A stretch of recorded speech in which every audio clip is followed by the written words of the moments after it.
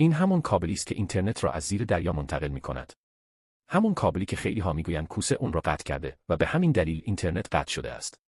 در واقع برای نصب آن در دریا، ابتدا کابل‌ها را با دقت بسیار روی یک کشتی مخصوص می‌پیچند. کارخانه‌هایی که این کابل‌ها را تولید می‌کنند نیز معمولاً نزدیک دریا ساخته می‌شوند تا کابل‌ها مستقیماً از کارخانه روی کشتی بارگیری شوند. به خاطر همین کابل است که شما می‌توانید این ویدیو را تماشا کنید. اگر این کابل وجود نداشت، استفاده از اینترنت ممکن نبود. وقتی کشتی به آب‌های عمیق می‌رسد، به آرامی شروع به رها کردن کابل می‌کند. همزمان با حرکت کشتی به جلو، تیمی از متخصصان با دقت فرایند پایین رفتن کابل به کف دریا را زیر نظر می‌گیرند.